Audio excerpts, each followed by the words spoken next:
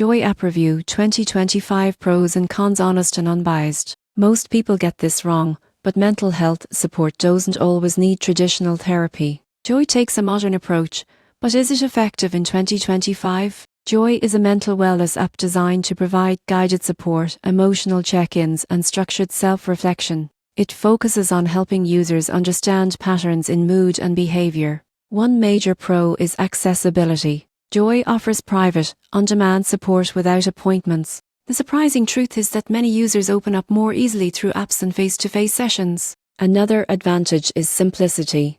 The app avoids overwhelming features and instead emphasizes consistency and emotional awareness. However, you won't believe what happens next if you expect licensed therapy. Joy is not a replacement for professional mental health care. Some features may also be locked behind a subscription. In conclusion, Joy is best for people seeking emotional clarity and daily mental wellness support. Used alongside professional care, it can be a helpful tool in 2025.